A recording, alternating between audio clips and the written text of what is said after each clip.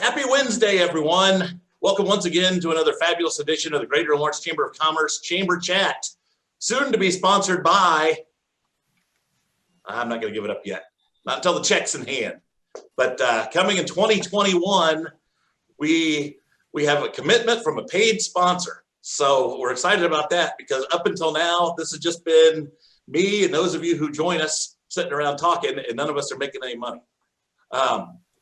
So anyhow, today we have a fabulous guest, state representative. She covers Castleton, Binford, Nora, down towards Broad Ripple. So joining us from her fabulous office, please welcome State Representative Carey Hamilton. Representative Hamilton, welcome. Thanks, Brad. I'm so glad to be here. Well, so you've joined us for a few of these as just a guest.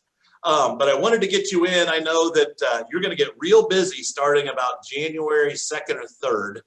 So just wanted to talk a little bit about, A, introduce yourself to everybody who's watching who might not be familiar with you or might not know your background. And then B, just talk about a little bit about what you're hoping to see come this legislative session and what might derail it. Great. Okay. Well, first, a little bit about me. So I'll talk about my district first. I'll add a little more detail. So I go over to Lawrence North High School. So I have Roche and Community North and Lawrence North. And I kind of go down and wrap around just outside of the park and come down and capture the southwest part of that area. Wonderful Lawrence neighborhoods in my district. And I was elected in 2016. And my professional background is in nonprofit management, environmental policy, and then I've worked for government and nonprofit, and also for 5 years had my own consulting business. And I'm married, 19 years, with 2 boys at North Central High School who are working virtually, as is my husband. So we've got 3 Zooms going right now. We're all ramped up on our Wi-Fi, so we're good, I think. And it's been an honor and a privilege to serve House District 87 for the last 4 years. I think, did you jump right into priorities? You can talk about whatever you want to talk about. This is your day. This is 30 minutes for us to meet Carey Hamilton. And so yeah, just talk about a little bit or what you expect to see this coming session. Just talk a little bit about where you guys are going to be meeting as a caucus. I know that that's going to be different this year. You know, you're restricted on the number of bills that you can file this year. So, I mean, it's going to be a challenge all the way around. Yeah. So the House will be meeting, instead of in the State House, when we meet as a full body, we'll be meeting in the Government Center South Conference Center. So we'll be running across the greenway there between the 2 buildings or through the tunnels. I serve on Ways and Means Committee, which will be meeting in the House chamber. So I'll really be back and forth getting my steps in every day, which is good in the middle of the winter, I think. So I'll take that amongst all the downsides. The challenges are really significant, of course, as all of us grapple with this different world at the legislature. It means it'll be a little bit more difficult to make sure we have as much public input as we can have, transparency, media engagement in the process. You know, it's really important to have all of the advocates and lobbyists and stakeholders be able to weigh in. And so we're challenged. We'll do our best to make that possible for everyone, but it will be challenging. I think because of that, because of the restrictions, because of the challenge of meeting in new places and spread out a little more and overlapping committees when people are running farther distances, we'll probably pass fewer bills this year, which I think all of us agree is just fine. We need to do some really important things for our state and for Hoosiers. I see that. And focus on those, I think, this year.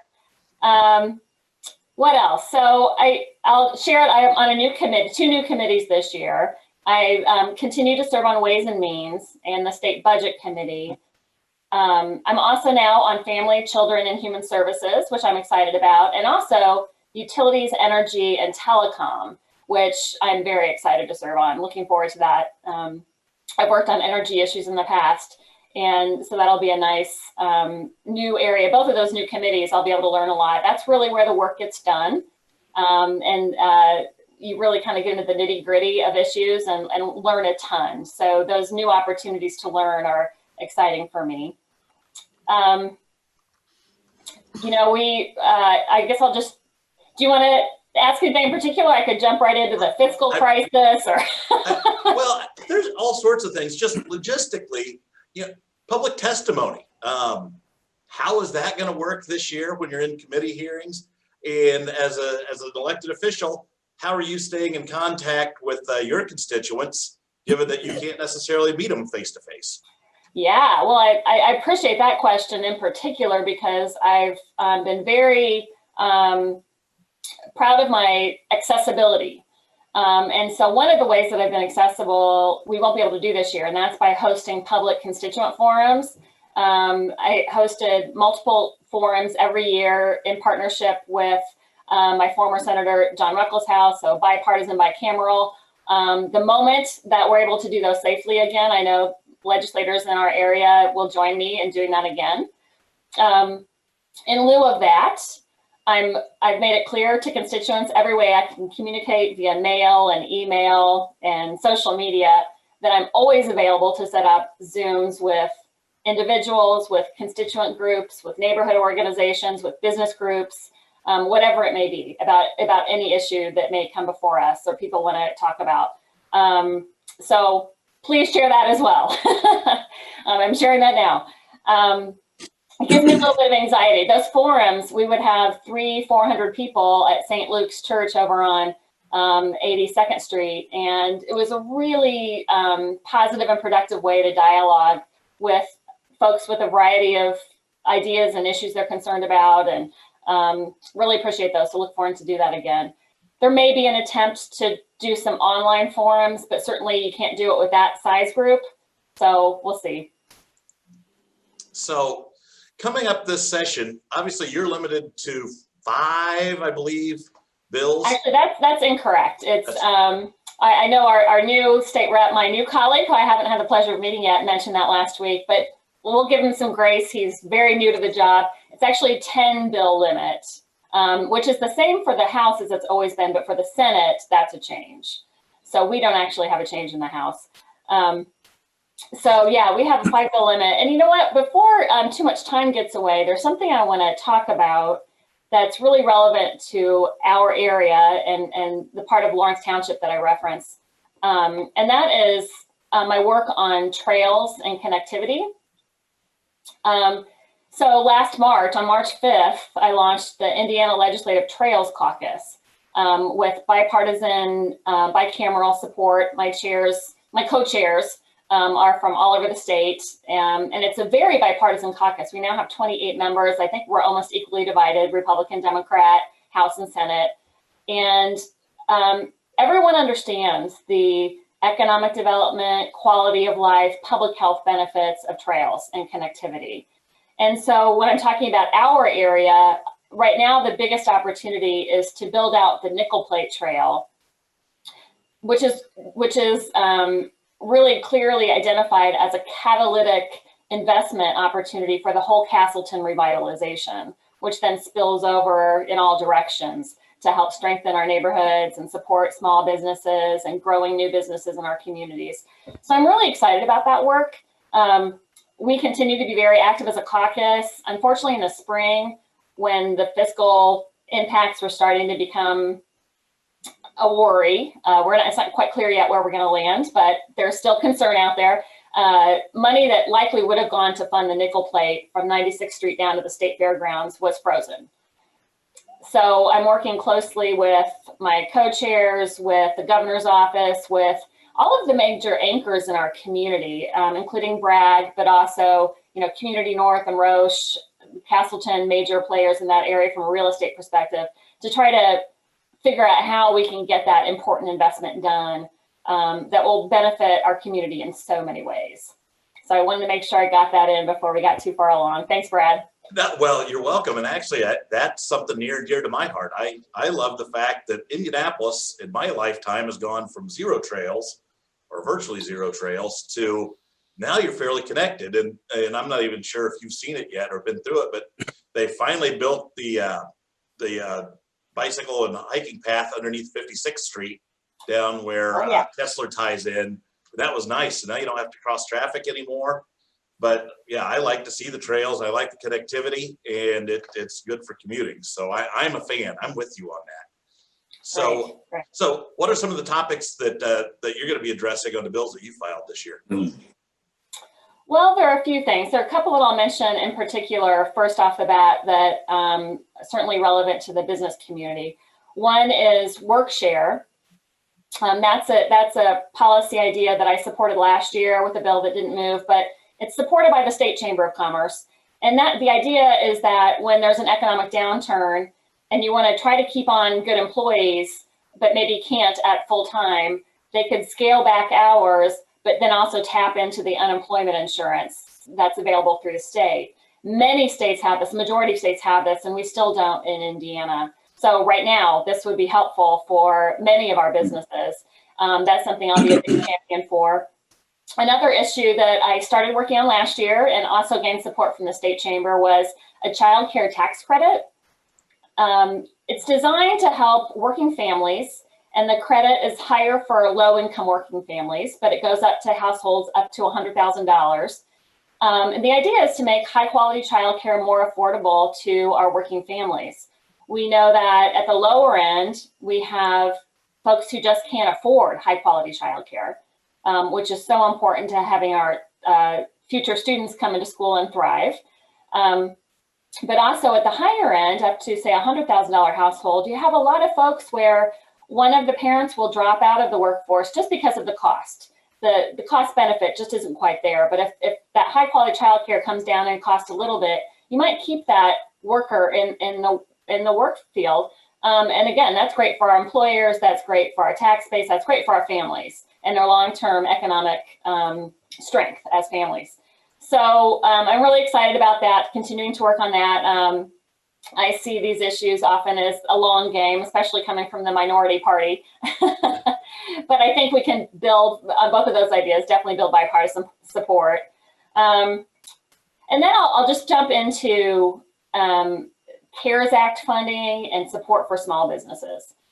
We still have about $700 million in CARES Act dollars that haven't been spent. They're technically still supposed to be spent before the end of the year. And I would love to see maybe half, if not more than half of that money spent immediately to support our small businesses and sectors that have been disproportionately hit by COVID, and also our renters and landlords. We want to keep our families in their homes. We want, the whole system, that economics part of our economy, that piece of our economy to continue to be okay. But boy, when I think about the number of families, and right now it looks up 250,000 Hoosier families are behind on rent. About 100,000 of those are very near eviction when the moratorium ends at the end of the year. So that's really a crisis situation we're in. When you think about a family losing their home and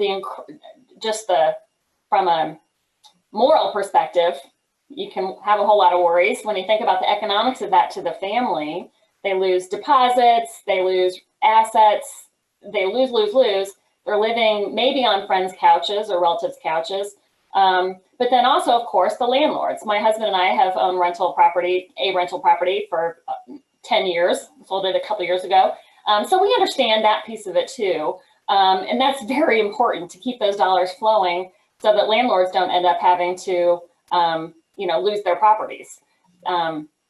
So that's just a piece from the CARES Act that I think we have a real opportunity right now to make a difference for Hoosiers. I'm not seeing that happen, and I'm a little frustrated with that, actually. I don't want to address it in this forum, but offline, I can tell you about my experience going after some of the CARES Act funding and why I think it's not being distributed. I would love to have that conversation. I've worked with several constituents who have businesses to try to help, and I haven't talked to you, so I'd love to. Okay, well, yeah. Two different organizations I've had go after the money, and there was a lot more strings than it was worth. So, okay. So moving on, you mentioned you are in the minority. What do you expect to be the big initiatives at the State House this year? And how do you participate in that, and what do you expect your role is going to be during this legislative session? Well, I think, everybody just wants to make sure we get through this crisis and are able to rebound as quickly as possible. How we get there, we didn't all agree on, but I think, that's the goal of all legislators, I'm sure. So we'll just work together as much as we can. That's harder these days than ever before. And let me just share, I would love to be part of making compromise and working together sexy again. I really believe in it. I really, really do. I always have. I think back to, Senator Lugar was a great model of that. And O'Neill and Reagan, from my childhood, I remember these great leaders working together, and we just hardly see that anymore. But I think we have to bring that back for our government to work well for us. So that's something I care about. We've got this budget to pass. That's the number one thing we have to do this year. I mentioned I'm on Ways and Means and the State Budget Committee. Next week, we will get the latest fiscal forecast. So that will provide a whole lot of information as to where we need to go moving forward. Nice. So we've hit the point in the show where I will open it up to questions from the audience. If anybody would like to ask anything of Representative Hamilton while she's here. Keeping in mind, she's going to be really busy the next 4 months. So this might be your last opportunity to ask these questions. Hey, Carey, Terry Burns. Hi, Terry. How are you? Hey, I have a question because obviously one of the jobs I do is enforce evictions. And we are going to see an avalanche of evictions come January. You kind of addressed this issue a little bit, but are you seeing any kind of momentum, any talk in the legislature right now of extending the moratorium or doing something on the state level, short of, giving additional funding for renters? Not a lot, but that's probably one of my top points of frustration right now. Next week, State Budget Committee meets, and I've been asking, as we've met over the summer and fall, about the unspent dollars and why we're not spending it. I still haven't honestly heard a good reason why we're not helping provide rent relief, rent assistance. There was $700 million unspent. It was sent from the federal government to help Hoosiers get through this crisis, to help our small businesses and our people. And I think it's time to spend that. I don't know that I would say I'm hopeful at this point, but I'll keep raising it up. I think maybe if the folks in your role across the state would weigh in on that, that'd be great. The Association of Constables. Yes, there's only 9 of us, and we're in Marion County only. So, okay. Yeah, but we're seeing a steady number of evictions starting to come our way now. So I'm just concerned what it's going to look like come January. It will be bad. Yeah. Well, thanks for sharing that. And we can talk separately as well. I'd like to have this conversation. There's an organization, Prosperity Indiana, that does community economic development work, and this is their top priority right now. And they have partners all over the state working on this. So we'll see. There will be some bills that try to help around the edges, separate from that just fiscal infusion I think we need, and that we have the ability to make. Thanks for the question. So any other questions, Cassandra? Yeah. What happens if they don't spend the money by the end of the year? Does it go back? Do we lose it? Well, at the moment, we're still being told by the federal government that yes, it will go back. Now, the administration believes there will be some flexibility. We haven't heard about it yet. Maybe we'll hear about it next week. Certainly, they have a good dialogue with folks in Washington, but again, the money came to help us now to get through this crisis, and I'm not happy that we're not spending more of it. Doesn't make sense. Agreed. Russ Dodge. Hey, Carey, how are you doing? Good, Russ. Hi. Good. Hey, I wanted to ask, where do I find out more information about the trail coalitions? Like Brad, I'm pretty interested in that, especially seeing the connectivity of the trails. Oh, great. Well, shoot me a note. There's nothing formal coming up, but there will be efforts soon, I think, to start to bring more partners together to have this conversation. The Indiana Greenways Foundation is involved, as is the Midwest Rails to Trails Conservancy. It's actually a national organization, but their Midwest office folks are helping us. So maybe that does help a little bit, but feel free to shoot me an email and we can talk about it. Awesome. And then what do you see with redistricting, given that there's a supermajority of Republicans? Seems like when the Democrats controlled it, it was cut up their way, and now the Republicans control it, and it looks like it's going to be cut up their way again. Do you see any given that there's some coalitions that want to change it? I'm not seeing that they're going to get anything more than lip service. What's your take on that? I think you may be right, but let me just lift up that issue because I think it's an incredibly important one. As you note, it's not a partisan issue. This is very much a good government issue, ending gerrymandering. Democrats draw maps to, if a political party is in charge of drawing the maps, they're going to draw the maps to benefit themselves, whoever that party is. And that just doesn't make sense. It's not good for democracy when you have fewer competitive seats. And that's the natural result of gerrymandering. So unfortunately, we weren't able to make headway on legislation the last few years. And I'm glad, though, you mentioned this coalition of organizations, including, I think, Common Cause might be one of the leaders of that coalition. Right. But they have many organizations involved. They're going to do their darndest, and I think they're getting some attention around it, trying to make this process a little more transparent. So hopefully that will be helpful.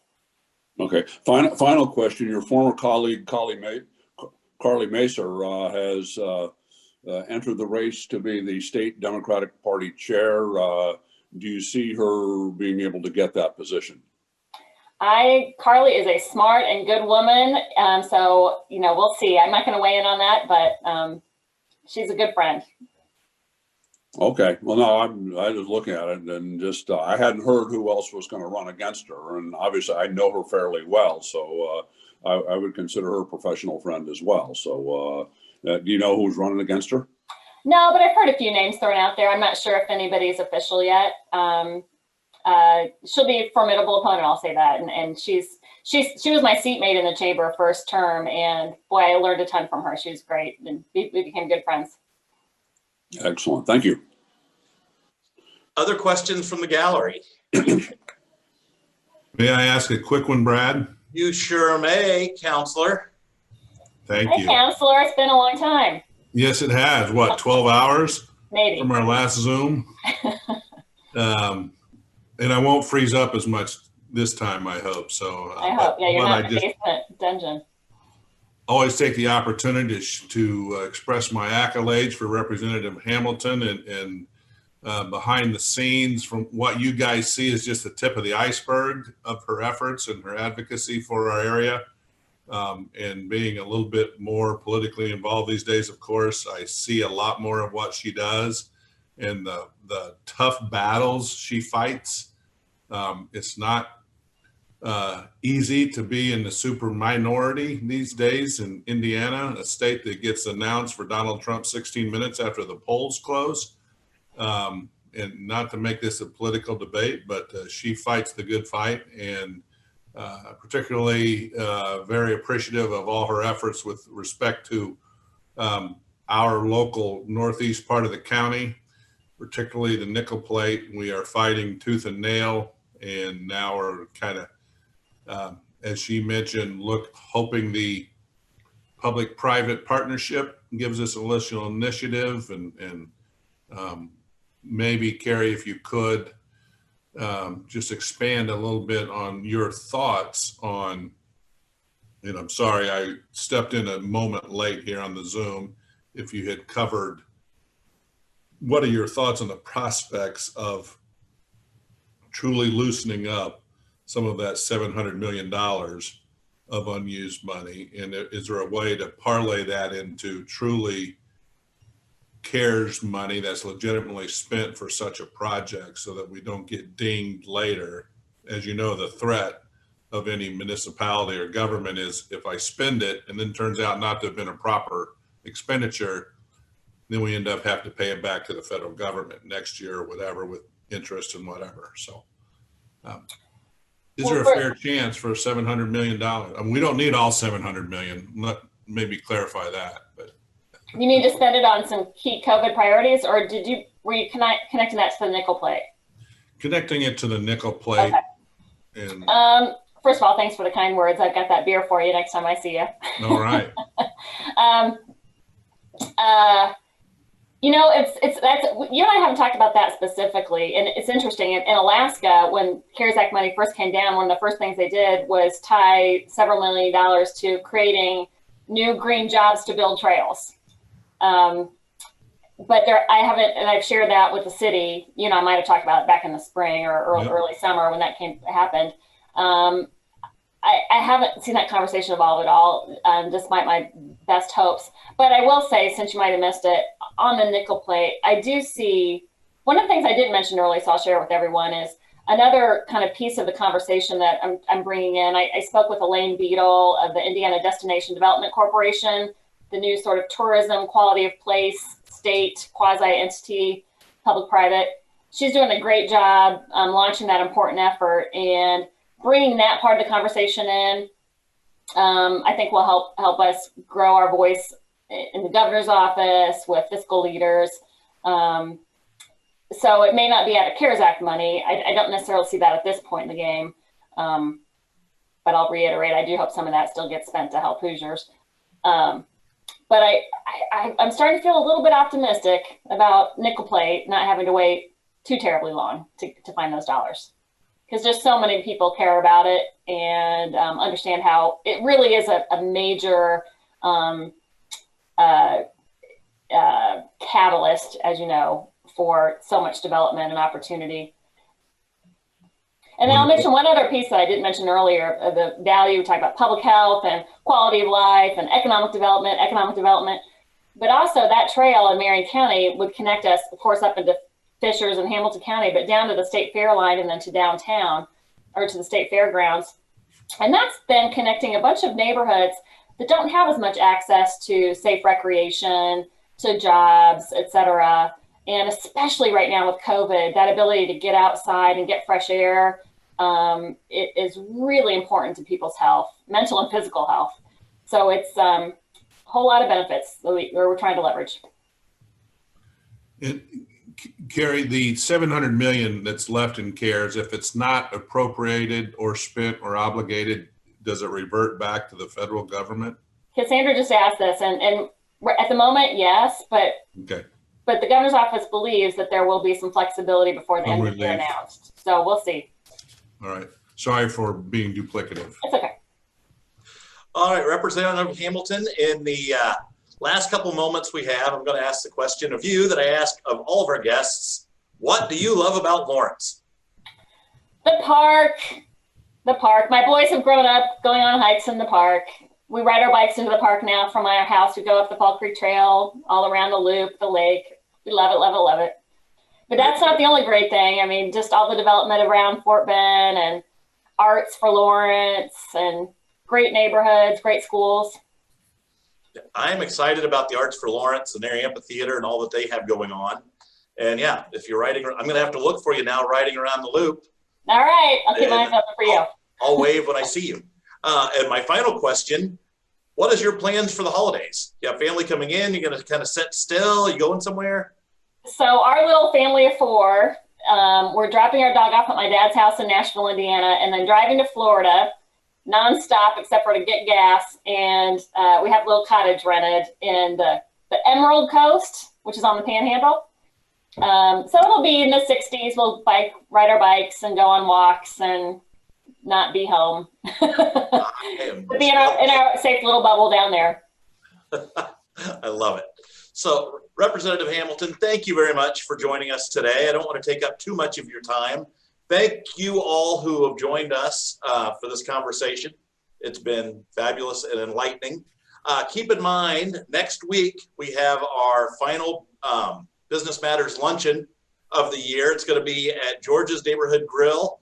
Danny O'Malley, formerly owner of O'Malley Supermarkets, is going to be our guest speaker, and he's going to be talking about giving excellent customer service. So if you haven't made your reservations for that, do so, because we need to finalize our numbers here by Friday. Otherwise, this is our last Chamber Chat of 2020. So thank you all for participating. I think virtually all of you have been here for most of them. So thank you for being with us. We will start these back up beginning of January. And as I alluded to at the beginning, we are going to have a sponsor next year. So I'm excited. So thank you all for being here. Representative Hamilton, once again, thank you. Have fun with this next session. It will be interesting. I hope you get it all in. And everyone else, have a great week, and we'll see you next year.